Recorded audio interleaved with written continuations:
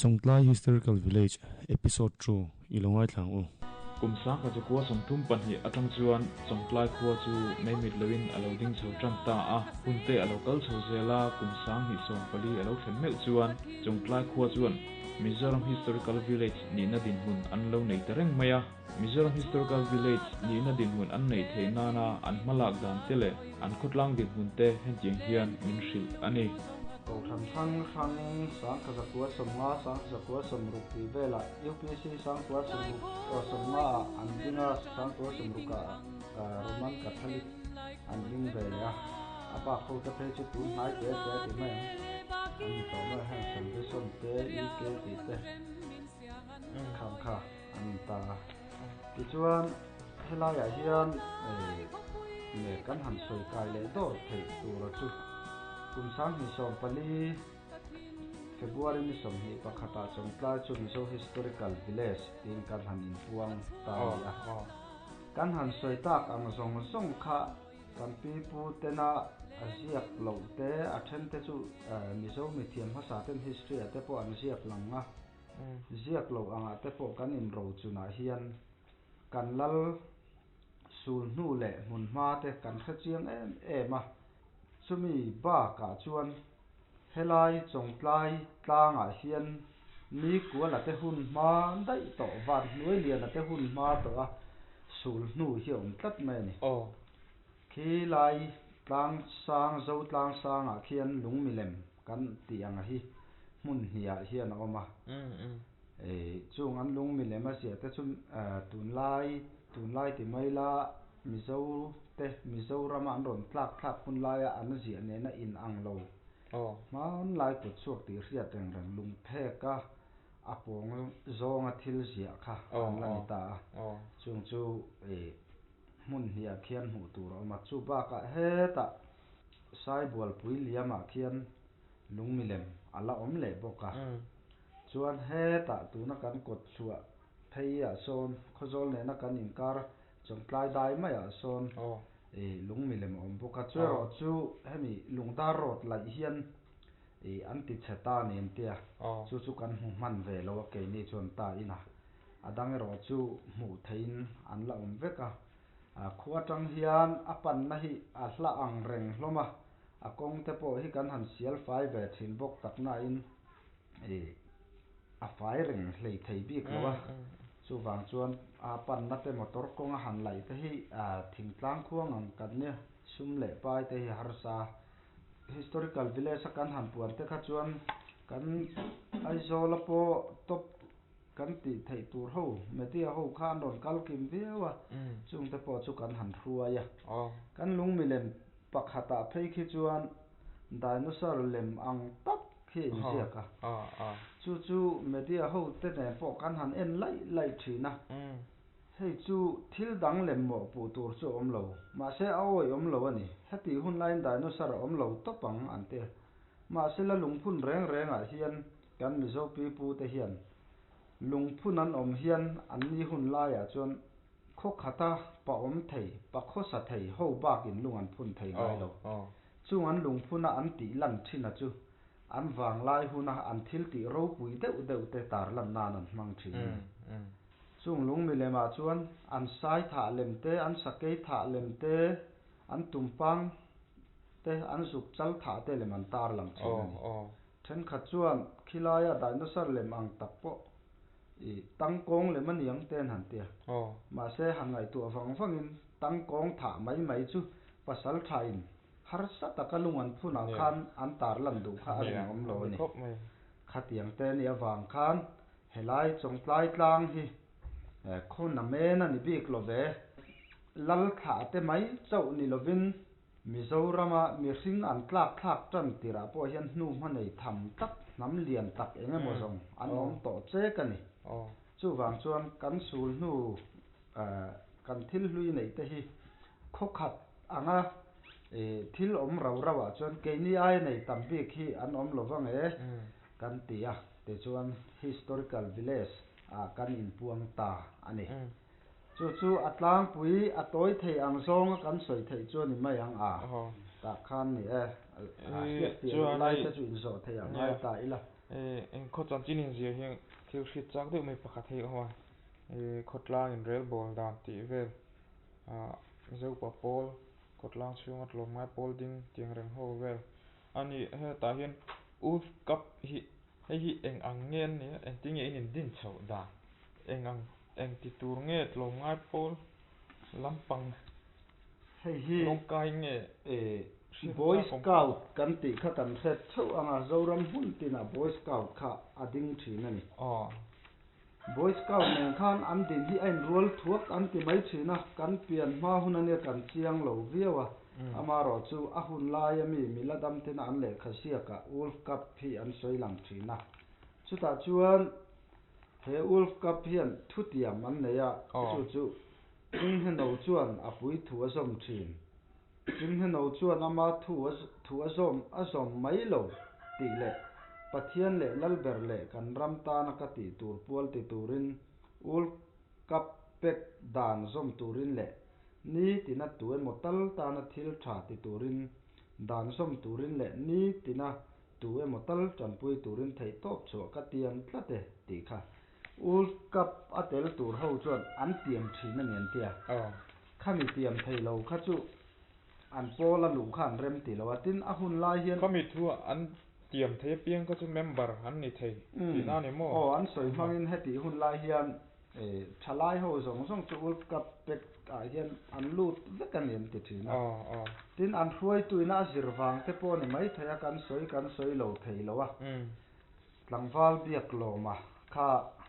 master hmasa ber ania chuta chuan tlangval biak lawma hi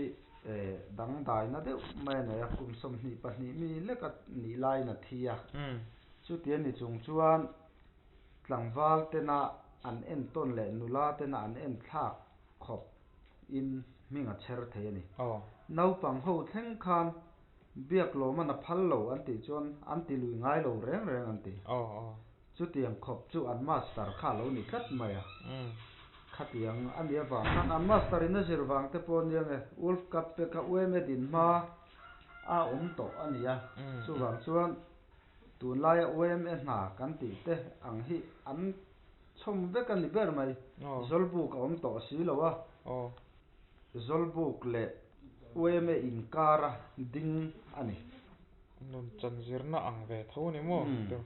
chu tuna chu om to chung lo wanga om to lo ueme ron vung chho khan zoram puma tuama khani ueme din atanga rei lo te a khan pawl hi chu a zuzi chho ve ta ni ti ani tak che ani chuan historical village in ni na hrim muna ai kan rong kala kan ron fang nuala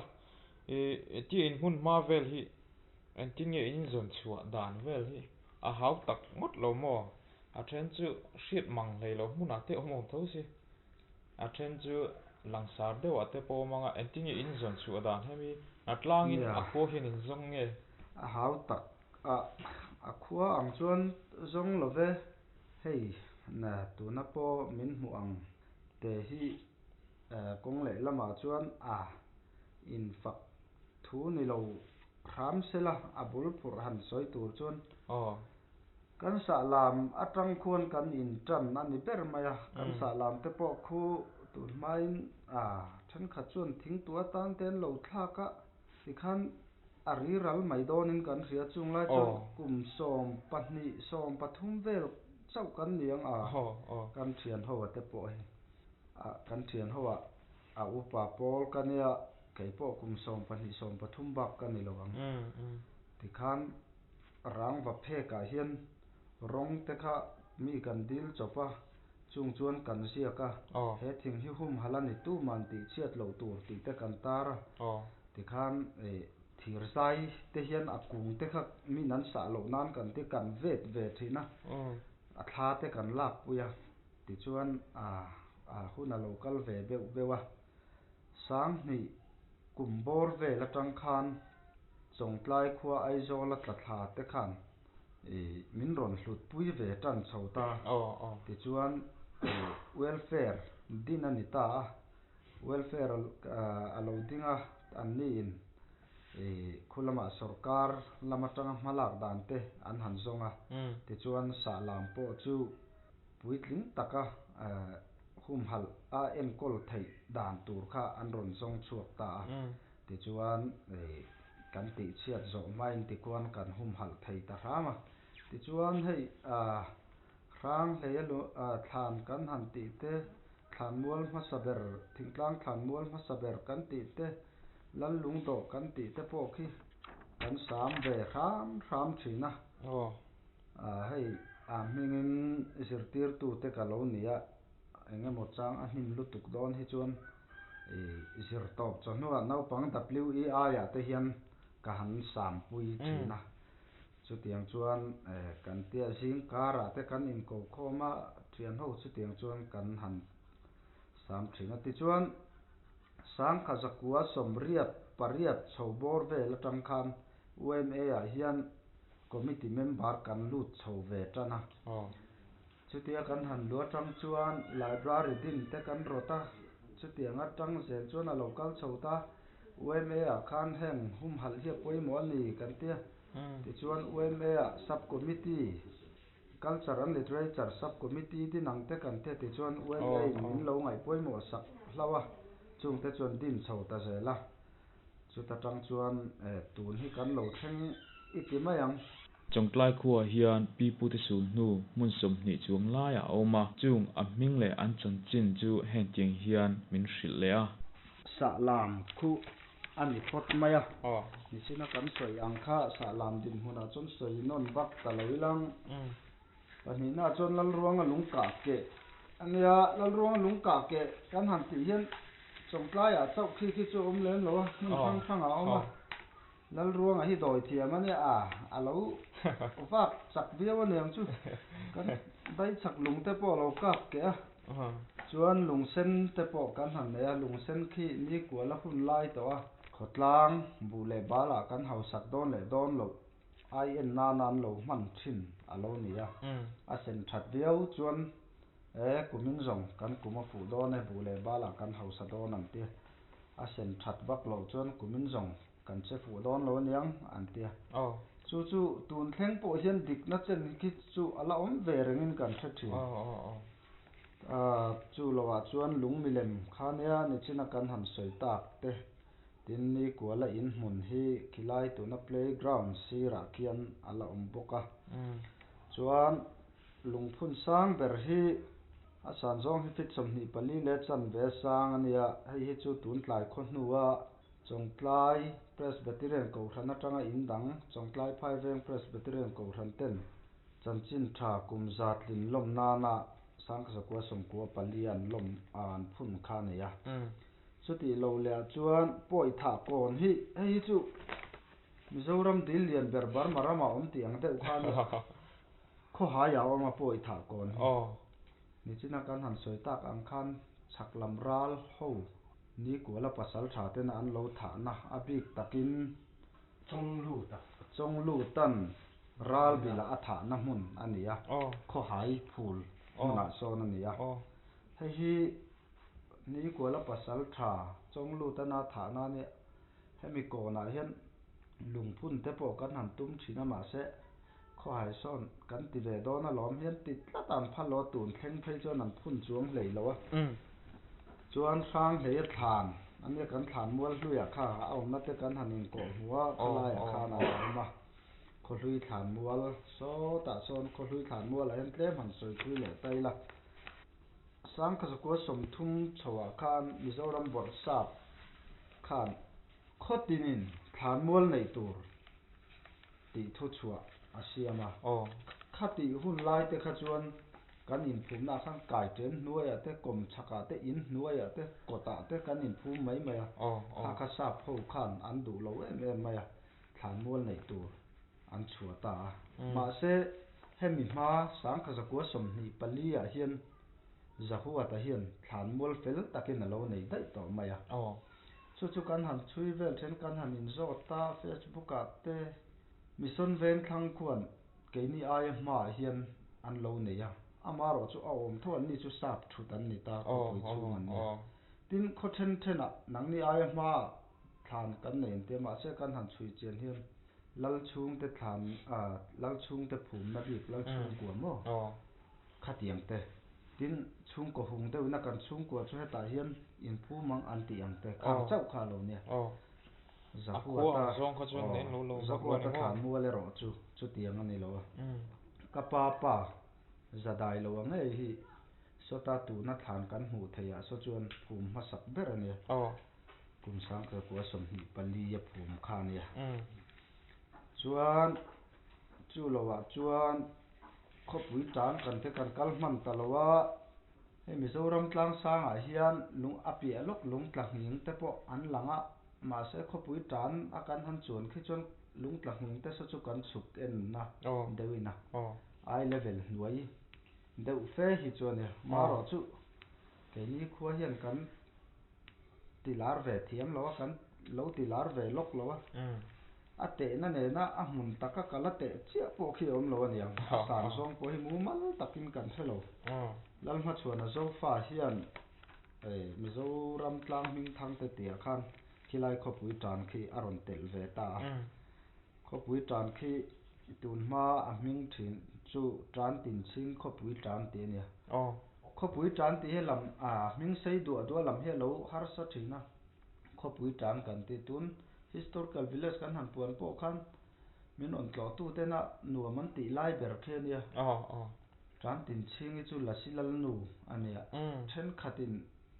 anon min on ti na hian khi ta kho chaka far kon bula tran tlang nen khan an ron ngai pol thina chong tlaya chu tiang khopui tran om lo kham tran om lo khi ta far ko na mi khain soi ve mai men te hian ron ti le mai thina a mun ron fel se ve lo hi chuan khopui tran khian tran tin singi puk ti te tran tin singi puan ta na ti te tin tran te ti te aum boka tin khilai kham khian chong tlai hi a huala he ta ni china kan kal na lung do atang khana kham hi tian he tian kuala khi ta mar lama kuala khochak lama he ta ching chak thleng tian min hual vel ta khania khilai khopui tran tlang khi khozola taina lang fia viau maya a bulin tran na chu khot tuna khot chung mai khodai fem mai te hian ya lal lung do atang khian a in tana ti chuan khozol lam hoin a lunga chu lung chhor do kham chuan mia hual vel ta so ta khozol atanga lang ut khopin min hual tu kham chu a in cher chuan phei ta zela ti chuan khozol atanga champhai lam pan don champhai lam rod chung loka khian a kham chu kal chho zela ti chuan khi ta khochak tui pui khozol lan to lo na khopa tangin champhai atanga lang ut si in bual pui sai bual pui kan ti mai zol chu a hual le ta ti chuan so ta kel kang lama atlang chu kuala so ta ar tlang tualte ram ar tlang liama tui pui chim khochak tui pui chunga hian a kham kha ava kual pheya ti chuan he ta kham chi ani to loin ar tlang atangin tlang dung hriam tak arun kho phei le ti chuan tualte ne na kan inkara zo tlang le khuai lui tlang hriam takin chong tlai chu a hual vel ta ni chu lai chu sang lai pakhata phesan he pu ma tu hi mo savom hliamin a kham sang a chona nor tha fam min chan san pha nge mo ani tak chu chuan mi tha kon kan ti om le ta ni china ni kola pasal tha te na ni kola khop pa te pahni jing bu phur don poina an lo tha na mun khan ya hi khochak le khochak lam poi cheral kan ti ma ni kola hun lai atang to khan khilam atang ron do tu te khi poi cheral an ti mai thina a poi ke ma poi nam thau ga ne a poi ho koin huwa ta lo en lo ta ilang poi cheral an ti mai thin khan ya chung ho ina Mizoram mi an tha nun ber na mun ania ni kuala an man ma lok ania ni kuala hi lalan man singa po an man nun ber pol ania khati hun lai vai lo len china kha chuan mizo emo triau chak lam le triau thlang in do emo vakha om to lo ani helai ni tha kon kan ti kho hai ne na kan inkara khuan a omani chuan lian tlir thanga mun ani le ta hei hi lian tlir thanga hi ni kuala lai chin nai tak ani a chu khodai dengin ral laka an him zawk nan tiin chongtlai atanga marlam kham bulla sai bual pui bula a zon taka rin chuan champhai le chongtlai hi rin tai la chulai inkar vela om ang chuani chuan tu thanga thlan kan tia kholui thlan muala sawn a oma mi som athata sal paruk aneya ni kual la hunlai pasal tha bok kha neya tun thleng kha khilai loka lan lung do kan ena khan tu thanga tu te zinga mi lung po om kha neya tu thanga pa chu kai liana neya kai liana pa chu sap boy ania sap boy a fa chu ro kung ani sap boy te hi chu kan pa te hunlai ne na in rual chhawan nia an vai hian heta hming kan han lam te ho hi chu an hunlai po a pase hel pahuai sen an ni thiau ani chuan zolbuk ban hi ni ching khang kan lo en lok talowa zahuata zolbuk ban ania zahuata hunlai mi chu upasi lal hmangai a khian kum som li zet zolbuk ban an phoi atanga kum som li zet a lo da tha to a chu historical village kan puan po khan kan chhop chuaka maro chu museum te hi kan nei ri lowa kan ermeka chung te chu kan pi huna chung ho chi anga te chu kan la da ngai taila kala ka kam ni lo ba ko la lung ber la za huata zolbuk ban ani soi ti thingania a tlo khop mai fa chuan rang lung po hi ni china kan han thleng phak lo deuh hleka rang lung hi mina zongin an phun thei ani lo chong thu hnam chawina an phun thei ania mizo zinga chuan thiang lo kha kan nga thopa sai lo in far tu thing le khiang thing an hmang thiang lo a khatiang ang te kha rang lung po hi chong thu hnam lo chuan an phun thiang lo a an phun don po hian an chia nen an phuna an wang lai pa sal tha ke kan in ti chin deuh ngat te na an phun chawani khang hun lai chuan horapin thilan la siak thiam lowa engma pon siak lowa engma in siak lo nan phun to pa he ka rang lung hi mi aniamo sa aniamo ati thatu chu ngal nge tin thiro se tin an phun thina tun thleng hian ngai bel tur ting chuan rang lung ti thatu hi chuan ho te an nat na le thina an top du khope an la te ani ta sai lo nam hian sapiang sual reng an e thiang lowa chuan lu sei nam te po khanin heta an chalai mo an tukhuma mo an sam khan zel thiang lo chipa ten zel ta chuan point tukhuma mo khatiang khan ani ta ti chuan khiang thing le far tu ang te po hi lu sei nam hianin an man hi lo thiang lo a chan chu khiang thing hi kuang urna nan lo hmanga chuan far tu thing la hi mithi rop lam nan an lo hmang thina khatiang ang deuh khanin rang lung po hi namdanga ke kan in ti deuh pasal tha deuh po khan an lo phun thiang lo hi lo nia rang lung hi mun lia kan neya mun ni hi abo to a chulai chuan oman ti na kan han zon poin kan mu zo to lo mun ni ro chu om na kan ria kan hum hal zui ta a chu rang lung kan nei chu alania kholui thlan mual kan ti bula sawn oma pakhat chu changtlai hun bul mai a khian ania chuan pak thanga tui le pak thanga thut na le pak thanga kham ti te nia khan pak thanga hi ni kuala pasal tha nia khulai khonnuai loka khuan pak thanga tui a oma mi tun ma chuan tuna kong pui ang hi om lo kho hai pan na pon phai se nan chuk thapota phai se na tangin kho hai an chho le thina kha tun makal kong ania chulai a chuan tui si tui deuh hi ama chu pak thanga tui an tin a bul loka lung khuar kung mai hi ama pak thanga thutna ante chumi bula chuan khan ko pang oi deuh hi ama chu enge an pasal tha te hun laia mi hring ra lam chan na khan nge a sabe na khan te ro chu kan the phak talo ani chuan lal lung do te po khi ni china kan han fanga lal lung do khi ni kuala fapa zahuata lung ani rualin a do tu tak chu do khama fapa zahuatan do khama ta na phun ado ani ta khian khilaya khian pastor kap lunga damlai lung po ko thanin a phun saka khilaya khian pastor kap lunga lung po aum bokani chuan vai riam hun kan ti he so lai son ni china ni kuala thon thu kan han soi ta ka khan ni kuala ron man tum vai lian ho khan riam hun an khuara chulai chu vai riam hun tun thleng kan tia chuan ni kuala thu ruk na mun khulai khon huai khu dai thlang kan ti mai thina dai thlang a khuan sakhi lei lon kan ti mai korle kora hian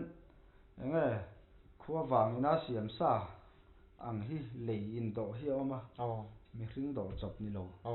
lei in chumi chunga chumi chak loka chuan puk khi oma vai lian masai na ni kuala an man do na apasal tha te na an thu ruk na mun ania chu tuna po khuan a mun te kan la sam fai thina thuziak te kan tar boka chuan chongtlai mun le mang anga lung kan han tia helai chongtlai mun hi ni kuala fapa do khama omna khothar kai na mun khanin china kan soi to ang khania ta hian borsa pin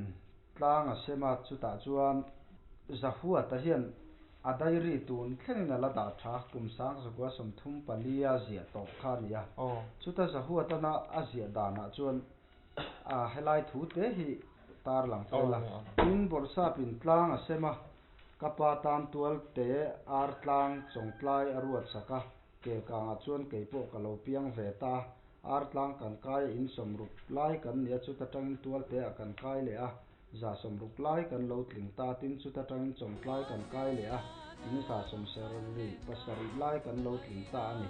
chumi khuwa tang chuan kapa in som thumin min kai han tir ta ani sak ning thing khwala thang ye